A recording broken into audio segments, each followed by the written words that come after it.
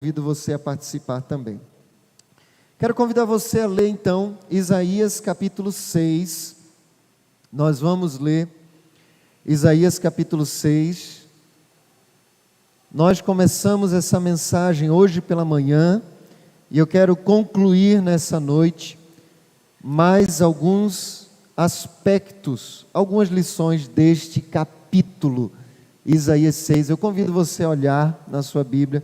Nós vamos acompanhar aqui, eu lerei na versão NVT, nova versão transformadora. Diz assim a palavra do Senhor: No ano em que o rei Uzias morreu, eu vi o Senhor. Ele estava sentado em um trono alto, e a borda do seu manto enchia o templo. Acima dele havia serafins, cada um com 6 asas. Com 2 asas cobriam o rosto, com 2 asas cobriam os pés, e com 2 voavam. Diziam em alta voz, uns aos outros: Santo, Santo, Santo é o Senhor dos exércitos. Toda a terra está cheia da sua glória. Suas vozes sacudiam o templo até os alicerces, e todo o edifício estava cheio de fumaça. Então eu disse: estou perdido, é o meu fim, pois sou um homem de lábios impuros e vivo no meio de pessoas de lábios impuros. Meus olhos viram, porém, viram o Rei, o Senhor dos exércitos. Então um dos serafins voou em minha direção, trazendo uma brasa ardente que ele havia tirado do altar com uma tenaz. Tocou meus lábios com a brasa e disse: Veja, esta brasa tocou seus lábios, sua culpa foi removida e seus pecados foram perdoados. Então ouvi o Senhor perguntar: Quem enviarei como mensageiro a este povo? Quem irá por nós? E eu respondi: Aqui estou, envia-me. E ele disse: Vá e diga a este povo: ouçam com atenção, mas não entendam. Observem bem, mas não aprendam. Endureça o coração deste povo, tape os ouvidos e feche os olhos deles. Assim não verão com os olhos, nem ouvirão com os ouvidos, não entenderão com o coração, nem se voltarão para mim, a fim de serem curados. Então eu disse: Senhor, até quando isso vai durar? E ele respondeu: até que as cidades fiquem vazias, e as casas abandonadas, e toda a terra seja devastada, até que o Senhor tenha mandado todos embora, e toda a terra de Israel esteja deserta. Se ainda sobreviver 1/10 parte, um remanescente, ela será invadida outra vez e queimada. Mas assim como o terebino e o carvalho deixam um toco quando cortados, o toco de Israel será uma santa semente. Amém, irmãos? Vamos orar mais uma vez. Pai, diante da Tua palavra, que é viva e eficaz, a nossa oração nessa noite é: Senhor, fala conosco mais uma vez. Se o Senhor não falar, de nada adianta, Pai. Por isso nós imploramos: abre os nossos olhos para que nós possamos ver as maravilhas da Tua lei. É a nossa oração, em nome de Jesus, amém. Meus irmãos, o tema dessa mensagem é: viva a compaixão, a missão de todo discípulo. Desde a semana, e eu acho maravilhoso como Deus trabalha conosco no meu coração. Eu estou sempre 2 semanas adiantado no plano de leitura. E justamente na semana em que iria pregar sobre missões, na abertura de missões, foi quando vim o plano de leitura lendo o livro de Isaías, e eu me deparei com o capítulo 6 e meu coração começou a arder, porque aqui está um chamado de Deus para o profeta. E aí, quando eu olhei para esse texto, boa parte das ilustrações Deus me deu na leitura da outra Bíblia que eu faço, e serviu certinho para a mensagem da manhã. E para a mensagem da noite, Deus também me deu outros textos da leitura da outra Bíblia para a mensagem dessa noite. E eu peço a Deus que aquilo que Deus falou no meu coração possa também preencher o seu coração. Nós estamos estudando há alguns meses aqui na igreja, seguindo o plano de leitura, a história do povo de Israel, reino do norte, 10 tribos, rei de Judá, as 2 tribos do sul, de todo o povo de Deus, as 12 tribos. Reino do norte, infiel ao Senhor. Instabilidade, conspiração, tudo isso está ali descrito, quando a palavra do Senhor vai mostrar muitos reis e dizendo, olha, eles fizeram o que era mal aos olhos do Senhor. O reino do sul permaneceu por muito mais tempo fiel ao Senhor, e a gente vai ver uma estabilidade, uma constância muito melhor nos reis e em tudo que acontecia em Judá. No finalzinho, Judá também se afastou do Senhor. Mas primeiro, Israel, reino do norte, foi dominado pela Síria. Houve uma invasão em Israel, na capital Samaria, foi devastada por causa da infidelidade a Deus. Judá foi depois, também se tornou infiel ao Senhor no final, e foi então dominada pela Babilônia. E o que a Bíblia está nos mostrando é que sempre que a gente se afasta de Deus, se afasta dos planos de Deus para a nossa vida, a gente vai cair em determinada ruína. Mas Deus também levantou profetas. Semana passada eu falei sobre o profeta Joel. Foi um profeta que estava anunciando ao reino do norte, olha, volta para Deus. Hoje, Isaías, um profeta no reino do sul, que também foi levantado para Deus, que chama o povo de Deus de volta para Ele. Mas o capítulo 6, e eu comecei hoje pela manhã, destacando do versículo 1 até o versículo 7, essa primeira parte é descrita no começo, quando o profeta diz, eu vi o Senhor. A partir do versículo 8 ele fala, eu ouvi o Senhor. Hoje pela manhã eu falei sobre o que ele viu. E hoje pela manhã, vendo que Uzias, o rei de Israel, era parente de Isaías, a gente viu que o capítulo começa com a tragédia, a morte de alguém, algum familiar, o rei de Judá, mas termina Isaías sendo vocacionado para a missão. E aí a gente aprendeu que quando nós temos uma visão de Deus, Ele transforma circunstâncias de tragédias em nossa vida em vocação para a missão. A gente passa por uma situação difícil, mas se a gente tem uma visão de Deus, Ele pega aquela dificuldade e se torna uma oportunidade de salvação. Mas a gente viu também que na visão que o profeta Isaías teve de Deus, ele viu a santidade de Deus, e quando ele viu a santidade de Deus, ele viu os seus erros e viu os erros do seu povo. E a gente viu que a visão de Deus também, ela vai moldar o nosso coração, tirando tudo aquilo que nos impede para sermos usados por Deus. Hoje eu quero falar então, começando acerca daquilo que ele ouviu o Senhor. E o versículo 8 começa dizendo assim, então ouvi o Senhor perguntar, quem enviarei como mensageiro a este povo? Quem irá por nós? E eu respondi, aqui estou, envia-me. A primeira coisa então que a gente pode dizer que Isaías ouviu, que é exatamente aquilo que nos move para a missão do discípulo, para a vida em compaixão, ele ouviu um chamado irresistível. O chamado de Deus. E olhando para a Bíblia, a gente vai ver que o tempo todo Deus está chamando pessoas para anunciar a sua mensagem. É interessante que ele teve a visão, e logo depois da visão ele tem um chamado para uma missão. A gente pode entender que após uma missão, nós sempre temos após uma visão, nós sempre temos uma missão. Imediatamente após ter uma visão de Deus, ele ouviu Deus chamar para uma missão. Toda visão de Deus gera um chamado específico para uma missão.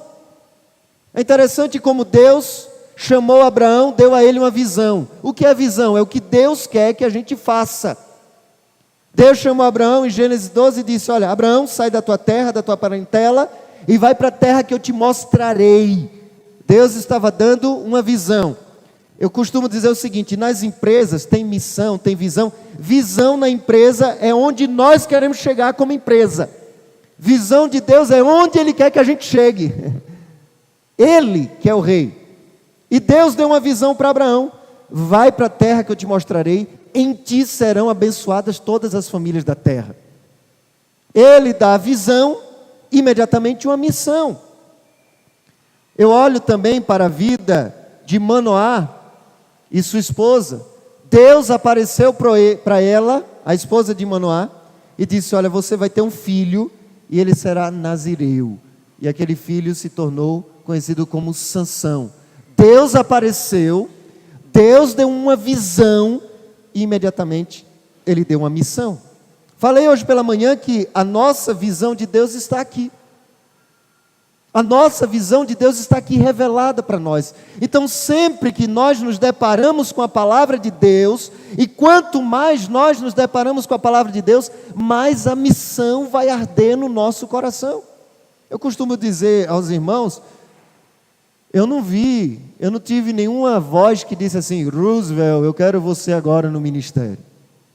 Nenhum anjo apareceu lá no meu quarto dizendo: Deus, estou balançando as asas aqui, Deus está te chamando para o ministério. Não, eu li a Bíblia e entendi que eu tinha que fazer isso. Eu não tenho dúvidas de que quando Deus quer, Ele se revela. Ele dá uma visão específica, claro, Ele pode fazer qualquer coisa. Mas nós temos a visão de Deus aqui o tempo todo em nossas mãos. Só olhando para a vida de Isaías, a gente vê que já é um convite para a gente ter um relacionamento mais adequado com a palavra de Deus. Então, ele ouviu Deus chamar para uma missão específica. E aí, quando nós olhamos para essa história, a gente vê que Deus está o tempo todo nos chamando para uma missão específica. É uma pergunta feita pelo próprio Deus. Ele fala: quem enviarei comigo a este povo? Deus quer enviar mensageiros. A pergunta é: quem quer ir? Deus mostra a realidade. Quando olhamos para o capítulo 5 de Isaías, antes dele ter essa visão, antes dele ter esse chamado, Deus mostrou a visão de como estava o povo em aflição. Tanto que Isaías fica o tempo todo dizendo: ai de vocês, ai de vocês, ai de vocês. Ou seja, Deus mostrou para Isaías a realidade do povo e em seguida o chamou para uma missão. Deus mostra a realidade, Deus se revela, Deus revela a nossa pecaminosidade, Ele nos purifica e Ele nos comissiona, ou seja, Ele nos dá uma missão. E eu digo a você, não existe outra resposta válida para o chamado de Deus, a não ser: eis-me aqui. Eu brinco, né, que tem gente que diz assim: eis-me aqui, Senhor, envia o outro ali. A gente se apresenta, mas quer que o outro que vá no nosso lugar. Eu lembro da história de uma mãe, né, que orava: Senhor, levanta missionários no nosso meio, levanta. Aí no dia do apelo missionário, a filha dela foi ficar de pé, ela segurou: e você não, fica aí. Queremos que os outros vão. Deus sempre quer usar homens e mulheres como porta-voz da sua mensagem. Eu gosto muito de um autor chamado E.M. Bond. O livro Poder através da Oração, ele diz o seguinte: olha, a igreja está o tempo todo procurando métodos melhores para o crescimento da igreja, mas Deus está procurando homens melhores, porque o ser humano, os homens, são um método de Deus. Então a gente fica querendo estratégia, como a gente vai anunciar o Evangelho, como a gente vai alcançar o mundo com o Evangelho, e a gente quer uma estratégia, quando na verdade Deus quer pessoas, Deus quer a minha vida, Deus quer a sua vida. Ao longo da história, Deus tem chamado homens e mulheres para cumprirem a missão de proclamação do Evangelho. Aqui na nossa região, Deus tem nos chamado para uma missão. A igreja tem orado: Deus, que Resende se torne a cidade do Rio de Janeiro com o maior percentual de discípulos. Podemos não ter um número, porque tem cidades no Rio de Janeiro com a população muito maior, mas podemos sim ter um maior percentual de discípulos. Mas essa oração, Deus salva a nossa cidade, exige de nós a disposição, a resposta: Senhor, me usa, quando o Senhor quiser, como o Senhor quiser, da forma que o Senhor quiser aqui neste lugar. Deus tem nos chamado, a pergunta é, eu e você temos ouvido? Deus tem chamado para oração, orar mais, orar pela salvação de pessoas. A árvore do cartão alvo de oração que estava aqui, ela está ali agora. Dificilmente as pessoas sobem aqui, mas eu quero convidar você, sempre que for beber água, naquele bebedouro ali do lado, dá uma voltinha, passa ali no cartão, lê os 5 nomes de qualquer cartão e ora: Senhor, salva a vida dessas pessoas. Deus está nos convidando para a oração, é um chamado. Você está atendendo? Deus tem nos chamado para liderar pequenos grupos multiplicadores. Nós queremos na semana que vem lançar novamente os pequenos grupos de adultos. As crianças começaram primeiro, os adolescentes também, os jovens. Agora precisamos ser nós.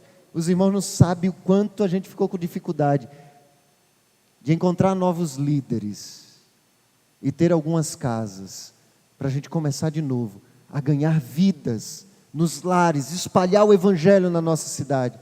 Deus está chamando pessoas hoje. Você quer receber um PGM na sua casa? Você quer se tornar um líder? Eu estou aqui disposto para treinar. Venha.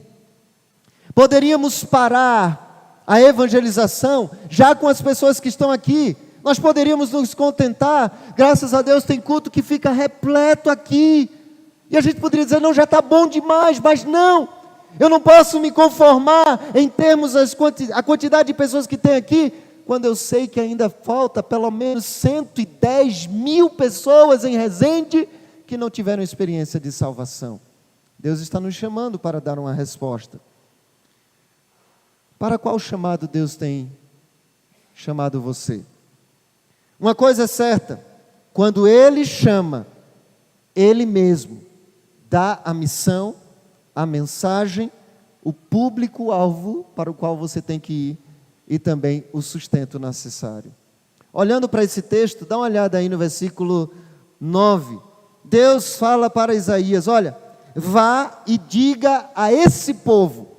Que povo Deus está mandando ele falar? O mesmo povo que ele olha e diz assim: eu sou um homem de lábios impuros e habito no meio de um povo de impuros lábios. Eu começo a perceber aqui que o primeiro público-alvo que Deus nos envia, irmãos, são os que estão ao nosso redor.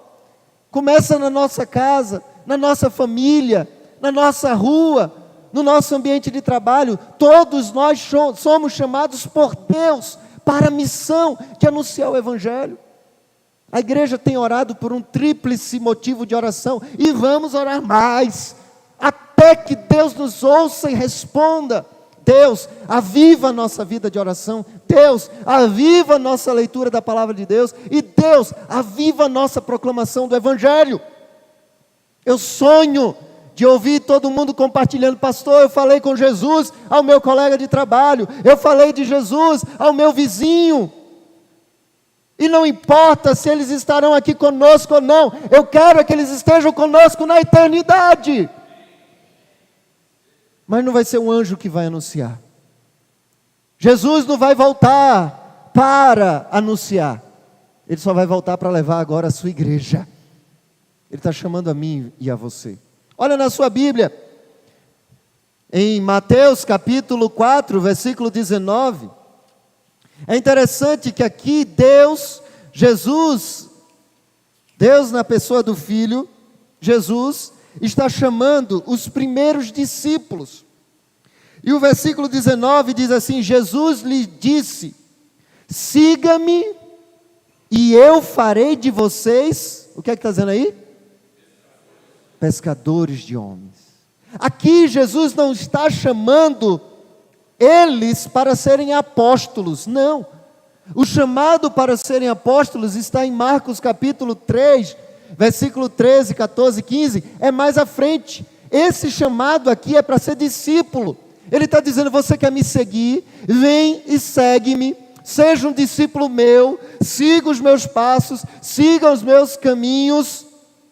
Todo chamado de Jesus para alguém se tornar um discípulo é um chamado para se tornar um pescador de vidas.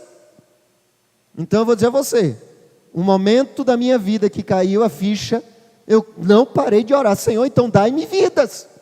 Se o Senhor me chamou para ser um pescador de homens e eu não tenho pescado vidas, então alguma coisa está errada comigo. Muda a minha vida, muda o que precisa ser mudado, mas me faz um proclamador do teu evangelho. Jesus chamou os discípulos, chamou para que eles fossem discípulos, mas ele disse: olha, eu vou transformar vocês em pescadores de homens. O pastor Diogo Carvalho, no livro Relacionamento Discipulador, ele disse assim: Jesus nos chama para fazer de nós ganhadores de homens. Se nós não estamos ganhando, é porque não estamos seguindo os passos dele. Ele disse: olha, segue os meus passos e eu vou fazer de vocês pescadores de homens.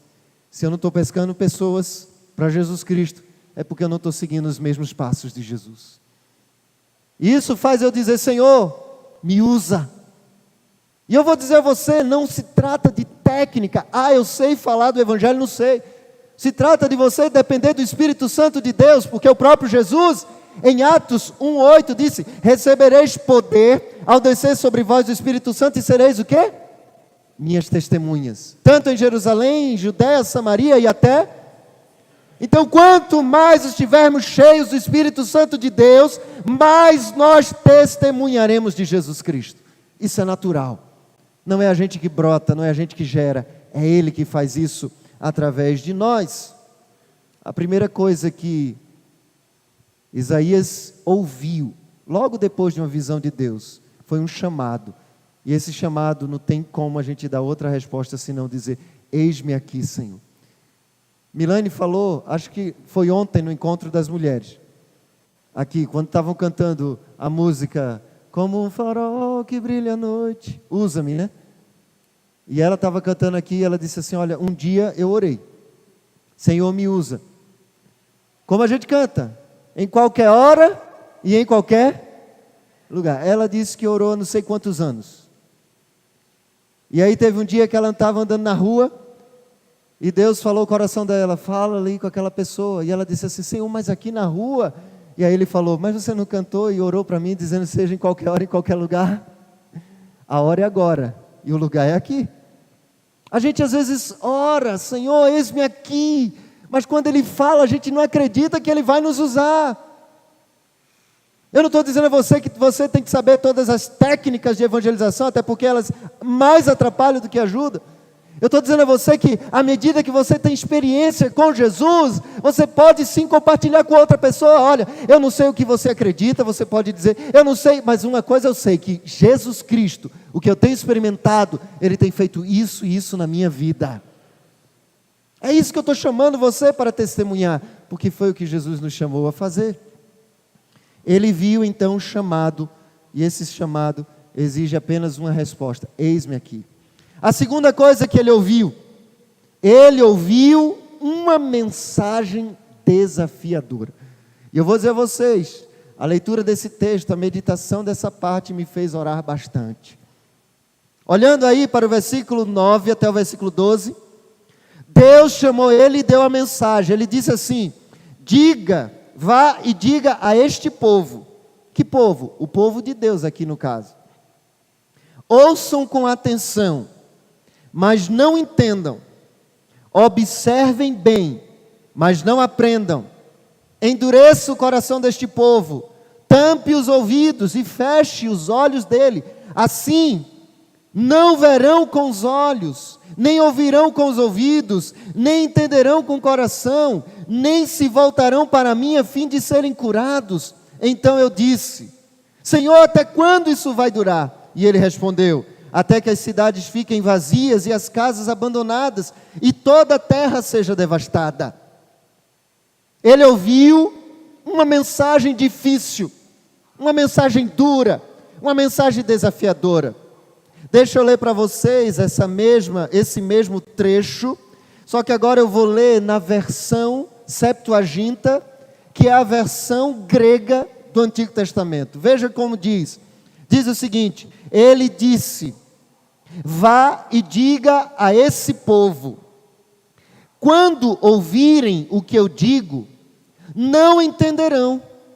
Quando virem o que eu faço, não compreenderão, pois o coração desse povo está endurecido.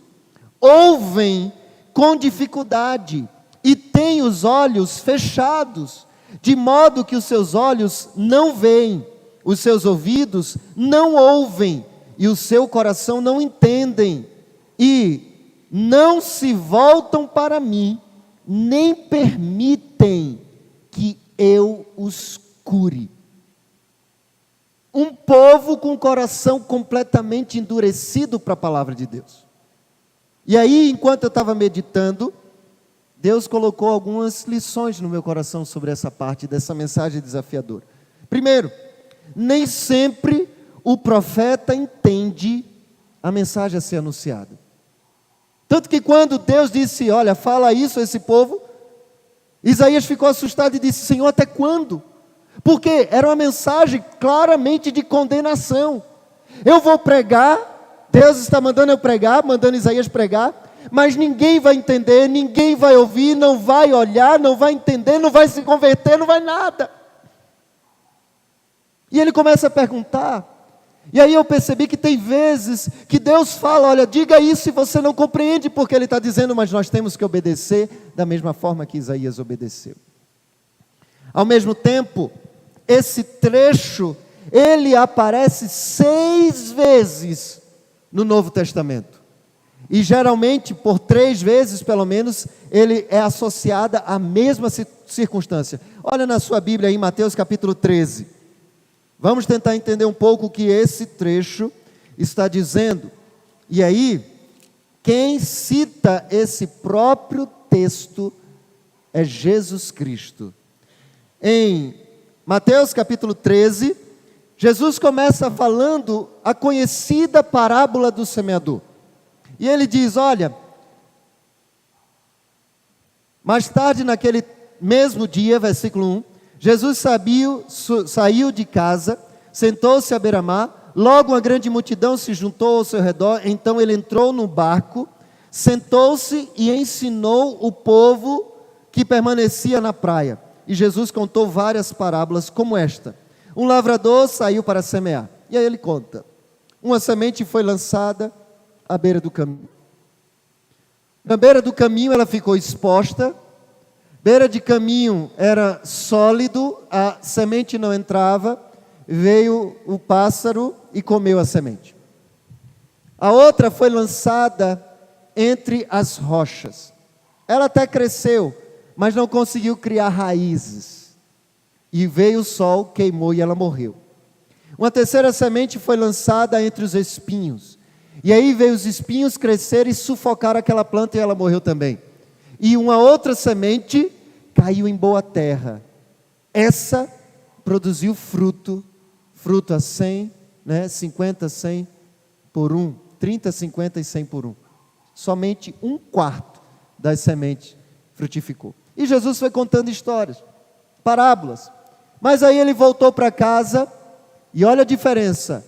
Ele contou as parábolas para as multidões e chegando em casa, os discípulos disseram, Senhor Jesus, a gente não entendeu o que o Senhor falou. O que o Senhor quis dizer com essas parábolas? E aí Jesus, olha na sua Bíblia aí, a partir do versículo 11, ele respondeu, a vocês quem? Aos discípulos, é permitido entender os segredos do reino dos céus, mas a outros não, pois ao que tem, mais lhe será dado, e terá em grande quantia, mas o que nada tem, até o que tem lhe será tirado. E por isso que eu uso parábolas. Eles olham, mas não veem. Olha a citação de Isaías aí. Escutam, mas não ouvem nem entendem. Cumpre-se desse modo a profecia de Isaías, que diz, Quando ouvirem o que digo, não entenderão. Quando virem o que faço, não compreenderão. Pois o coração deste povo está endurecido. Ouvem com dificuldade, têm os olhos fechados, de modo que os seus olhos não veem, os seus ouvidos não ouvem, o seu coração não entende, e não se volta para mim, e nem permitem que eu os cure. Felizes são vocês, que veem, os seus ouvidos que ouvem. Eu lhes digo a verdade, muitos profetas e justos desejaram ver o que vocês têm visto, e ouvir o que vocês têm ouvido, mas não puderam.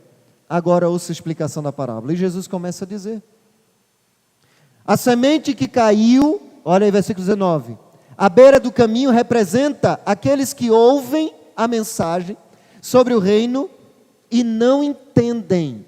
Vem o maligno, vem e arranca a semente que lhe foi lançada no coração. Quer dizer, a questão que Jesus está falando é acerca da postura que nós temos para com a palavra de Deus. Se trata de como o nosso coração está inclinado à palavra de Deus. Se o meu coração ouve a palavra de Deus, eu não compreendo e fico por aí, isso não vai frutificar. O pastor pregou, eu não entendi nada. Mas pode ser diferente, você pode ouvir, ficar com dúvidas e perguntar: eu não entendi isso, aí você vai começar a compreender o Evangelho. O texto continua: a semente que caiu, versículo 20, em solo rochoso, representa aqueles que ouvem a mensagem e sem demora a recebem com alegria. Contudo, uma vez que não têm raízes profundas, não duram muito.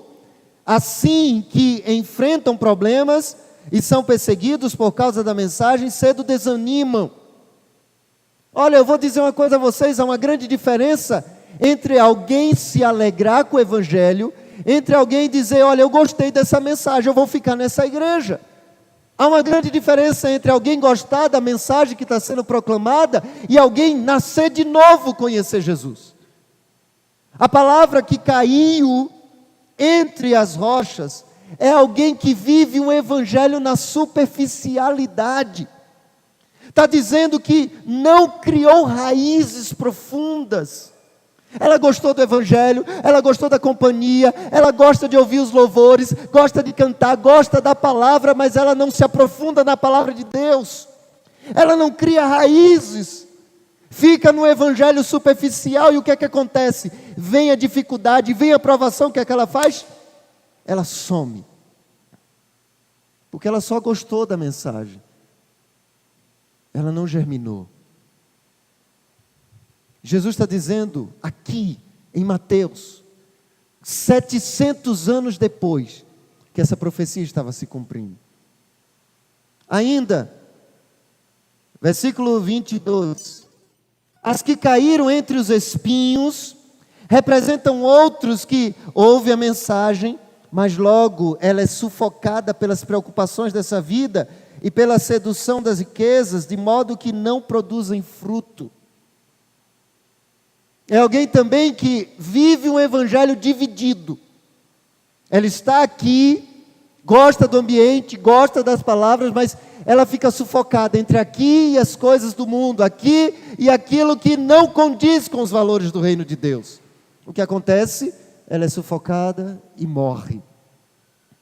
Mas Jesus fala da última semente que foi lançada. E ele fala então no versículo 23, as que caíram no solo fértil representam os que ouvem a mensagem e produzem uma colheita a 60 e até 100 vezes maior do que a quantidade semeada. Mas eu queria que desse uma olhada antes ainda em Lucas capítulo 8. Sabe por quê? Porque Jesus explica essa mesma parábola. E nessa explicação da parábola do semeador, ele vai falar, versículo 15, as que caíram em solo fértil representa os que com coração bom e receptivo ouvem a mensagem, a aceitam e com paciência produzem uma grande colheita. O significado aqui está bem explícito na Revista e Atualizada. É que o solo fértil é aquela pessoa que ouve e crê no que está sendo dito. E porque ela creu, a semente germina dentro do coração. Então não adianta apenas receber a mensagem rápida, como uma mensagem lançada na beira do caminho, vai vir as dúvidas, a Bíblia está dizendo que ela não compreende, e o que é que acontece? O diabo, que Jesus vai dizer que esse pássaro é o diabo, tira, rouba a palavra. Ela ouviu, mas não entendeu direito, aí o diabo vai e coloca dúvida, falta do discipulado. A outra caiu entre as rochas, ela ouviu, gostou, mas não criou raízes, falta do discipulado. A outra caiu entre os espinhos, ela ficou sufocada porque ainda estava dividida entre as coisas daqui e as fascinações do mundo, e talvez não teve ninguém para cortar ali os espinhos, e ajudar a pessoa a se firmar, falta de discipulado. Mas também tem a ver com o nosso coração. E a pergunta é, como você está lidando com a palavra de Deus? Que tipo de relacionamento você está tendo com a palavra de Deus? É por isso que esse pastor, até vocês se cansarem, me botarem para fora, fica o tempo todo dizendo, leia a Bíblia, ora, leia a Bíblia, ora, porque o que vai mudar a vida de uma pessoa é a palavra revelada de Deus. É essa palavra. Essa é a santa semente. Olha Jesus explicando, ele está dizendo, a semente é a palavra de Deus. E quem é a palavra de Deus que veio em carne, irmãos? Quem é? Jesus. Ele está falando aqui, ó, quem me recebe, quem crê em mim, é esse que frutifica. Ainda que lá em Isaías ele está dizendo, olha, está terrível a situação, as pessoas estão com o coração tão endurecidas que elas não permitem que Deus as cure. O texto lá vai dizer que uma santa semente vai vir, e essa santa semente se chama Jesus Cristo. De nada adianta você vir, gostar desse ambiente, se Jesus não for tudo para você. Então, eu olho para esse texto, nesse contexto, e vejo que aquela profecia de Isaías diz respeito à postura que nós assumimos com a palavra de Deus. Você tem sido de coração duro como aquele povo? Você não tem permitido que Deus cure o seu coração? Tem gente que quando lê palavras duras, difíceis, aí diz, essa aqui é uma boa para o pastor. Eu leio assim não, irmãos, eu leio assim para mim. Quando eu vejo Israel, está idólatra, está longe de Deus, eu começo, Senhor, em que eu tenho sido idólatra? Senhor, no que eu tenho me afastado de Ti? Porque essa palavra não é para os outros, ela é para mim. Eu quero que o Senhor me cure, eu quero que o Senhor me transforme. E uma vez transformado, eu posso abençoar outros. Como você está se relacionando com a palavra de Deus? Veja que a santa semente é a palavra de Deus. Os solos são as posturas que nós assumimos com a palavra de Deus. Jesus é a palavra de Deus. Olha ainda na sua Bíblia, João capítulo 12, versículo 40. João capítulo 12, versículo 40. Jesus está exatamente dizendo que a postura do povo de Israel era de incredulidade. João 12, 40 diz assim, aliás, vou ler desde o versículo 39, mas o povo que não podia crer, pois como Isaías também disse, o Senhor cegou seus olhos, endureceu o seu coração, para que os seus olhos não vejam, o seu coração não entenda, e não se voltem para mim, nem permita que eu os cure. E ele está falando o seguinte, versículo 37, apesar de todos os sinais que Jesus havia realizado, eles não creram nele. Aconteceu conforme o profeta Isaías tinha dito, Senhor, quem creu em nossa pregação e a quem foi revelado o braço do Senhor? Aqui é Isaías 53 que ele está citando. A incredulidade do povo de Israel está sendo denunciada por Jesus. O que mais? Olha somente esse texto, Atos 28, versículo 25. Atos 28, 25. O apóstolo Paulo, ele estava preso em Roma, e ele começa a pregar o evangelho, mas o povo da própria sinagoga começa a perseguir Paulo e não aceita a mensagem dele. Versículo 25 diz assim: e depois de discutir entre si, foram embora com essas palavras de Paulo. O Espírito Santo estava certo, quando disse aos nossos antepassados por meio do profeta Isaías: vai e diga a esse povo, quando ouvirem o que digo não entenderão, quando virem o que faço não compreenderão, pois o coração desse povo está endurecido, ouvem com dificuldade, e têm os olhos fechados, de modo que os seus olhos não veem, seus ouvidos não ouvem, o seu coração não entendem, e não se voltam para mim, nem permitem que eu os cure. Você tem permitido que Jesus cure você? Que Ele trate no seu coração o que precisa ser tratado? Ou não, você tem endurecido? O Senhor, falando através do livro de Hebreus, Ele fica repetindo várias vezes no capítulo 4, versículo 5: hoje, se ouvires a minha voz, não endureçais os vossos corações. Eu chamo de doença cardioauditiva.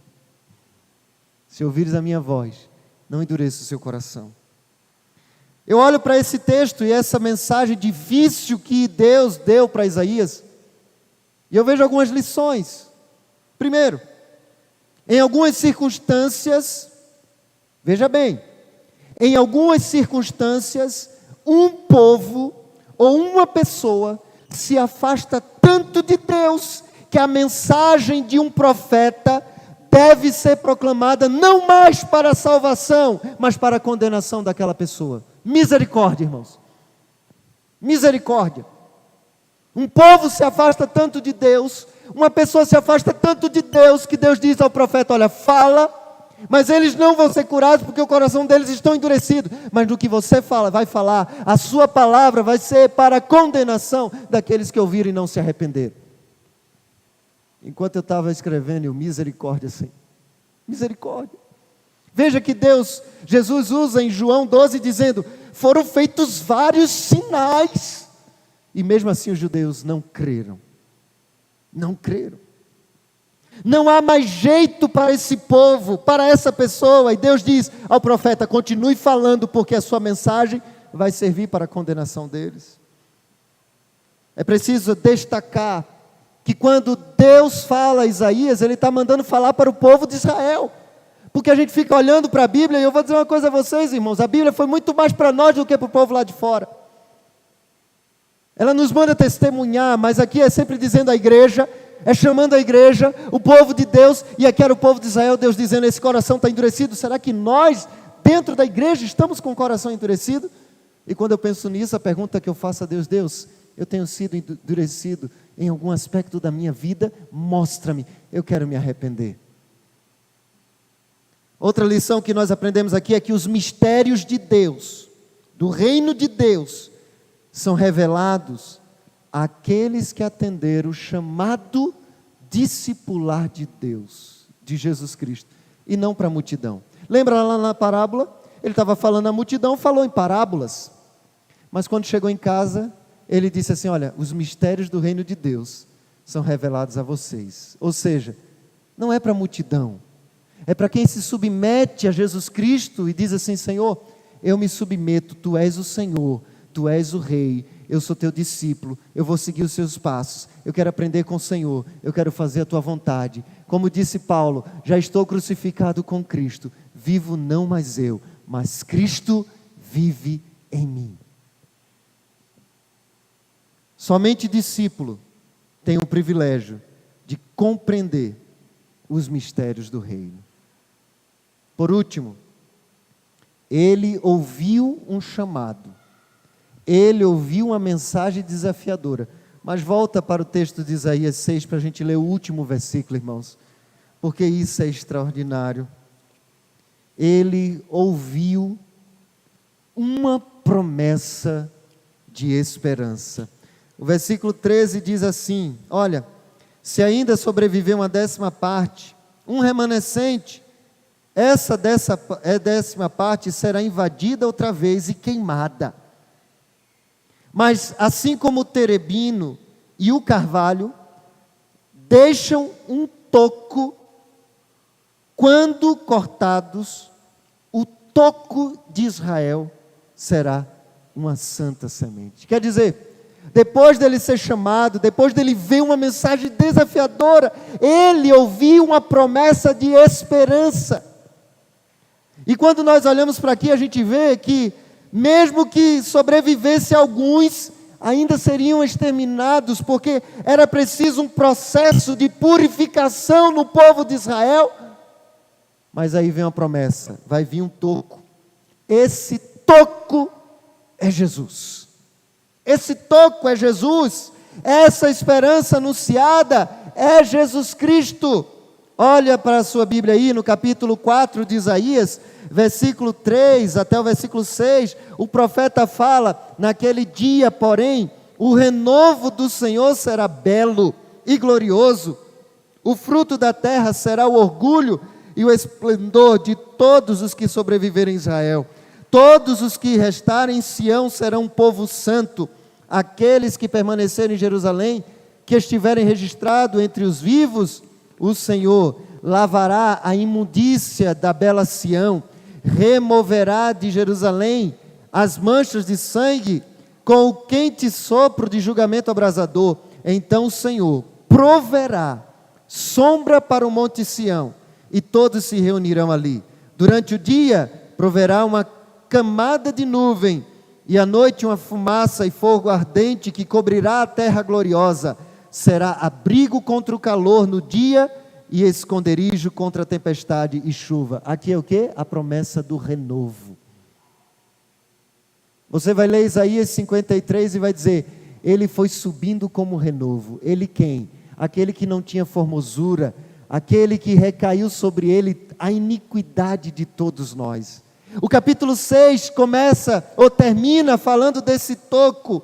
O capítulo 7 vai falar da vinda de um Emanuel, que quer dizer Deus conosco. Capítulo 7, versículo 14, olha na sua Bíblia aí. Diz assim: por isso o Senhor mesmo lhe dará um sinal. Vejam, a virgem ficará grávida, e ela dará à luz um filho, e se chamará o que, irmãos? Emanuel, que quer dizer Deus conosco. Aí em Mateus capítulo 1, versículo 23, não precisa abrir não, fica aí em Isaías. Mas Mateus capítulo 21, 1, versículo 23, Mateus que era coletor de impostos, Mateus que era publicano, Mateus que era judeu, ele também que tinha expectativa de que o Messias viesse, falando acerca de Jesus, ele disse: tudo isso aconteceu para que se cumprisse o que foi dito por meio do profeta Isaías. Vejam, a virgem ficará grávida, ela dará à luz um filho, e o chamarão de Emanuel, que significa Deus conosco. Essa promessa 700 anos antes se cumpriu em Jesus Cristo. Ele é o toco, Ele é a santa semente, Ele é a nossa esperança, irmãos. O próprio Isaías também no capítulo 9, versículo 6, ele vai dizer, quem souber, vamos dizer juntos? Porque um menino nos nasceu, um filho se nos deu, o governo estará sobre os seus ombros, e o seu nome será Maravilhoso, Conselheiro, Deus Forte, Pai da Eternidade e Príncipe da Paz. Meus irmãos, o que o Senhor está nos chamando hoje é para a gente crer nesse toco, crer em Jesus. Ele é a nossa esperança. E mais, é nos comprometermos a anunciar, irmãos, porque não tem esperança em nenhum outro. O próprio Pedro disse em Atos capítulo 4, versículo 12, em nenhum outro há salvação, porque debaixo dos céus, nenhum outro nome há dado entre os homens, pelo qual importa que sejamos salvos, somente Jesus Cristo. Você crê nesse toco? Então amém. Precisamos agora anunciar. Feche os seus olhos nesse instante. Ah, Senhor, o Senhor se revelou ao profeta Isaías, o chamando para uma missão. o Senhor deu uma visão, ele viu o Senhor. Mas o Senhor também falou com ele ouviu o Senhor. E quando ele te ouviu, ele ouviu o Senhor chamando para uma missão. Ele recebeu uma mensagem dura, desafiadora. Essa mensagem nos mostra que nós não podemos ter uma postura negligente com a tua palavra. Pelo contrário, nós queremos ler, nós queremos meditar, nós queremos aprender, nós queremos estudar, nós queremos compreender, nós queremos criar raízes, Pai. Ao mesmo tempo, o Senhor nos mostra, através do profeta Isaías, uma esperança que é Jesus Cristo. E se há alguém, Senhor, que ainda não entregou sua vida ao Senhor, colocando diante do Senhor, como esperança, que o Senhor toque no seu coração, e que essa noite seja uma noite de esperança para a vida deles. É a nossa oração em nome de Jesus. Amém. Quero convidar você a ficar de pé. Mas eu quero fazer alguns desafios, porque enquanto nós estivermos cantando, eu quero convidar você a se ofertar ao Senhor. Qual é a música que nós vamos cantar? Em teus braços. Em teus braços é o meu descanso. Enquanto nós estivermos cantando, eu quero convidar você para se ofertar ao Senhor. Você vai se ofertar. Primeiro, Ele está chamando pessoas para ser instrumento de Deus de salvação. Talvez você vai querer dizer: Senhor, eu não sei como nem onde, mas eu quero me tornar um líder de pequeno grupo. Eu quero ser treinado, mas eu estou me ofertando em tuas mãos, para que o Senhor me use, como canta, né, em qualquer hora e em qualquer lugar. Então, se você estiver se ofertando ao Senhor para isso, eu vou pedir a você para vir aqui, para a minha esquerda. Mas talvez você queira dizer assim: não, eu estou abrindo a minha casa, eu quero que a minha casa seja um campo missionário. E eu estou dizendo ao Senhor nessa noite: eis-me aqui, envia-me como líder, como hospedeiro. Nós já temos algumas casas, mas precisamos de mais. Se você quiser dizer isso ao Senhor nessa noite, fica aqui do meu lado, a gente vai orar com você. Mas talvez você queira dizer nessa noite o seguinte: eu quero dizer a Jesus que Ele é minha única esperança. Talvez é a primeira entrega da sua vida totalmente para Jesus. Eu quero convidar você para ficar aqui à minha direita, se essa é a sua primeira entrega. Ou também, se o que você quer dizer a Jesus nessa noite é: não, Senhor, o que eu reconheço é que talvez eu esteja muito equivocado com o meu relacionamento com a Tua palavra, mas eu quero me render ao Senhor e dizer: Senhor, eu quero amar mais a Tua palavra, eu quero compreendê-la, e eu estou pedindo a Tua ajuda. Se essa é a sua vontade, também fica aqui do meu lado. Enquanto cantamos, venha se ofertar ao Senhor.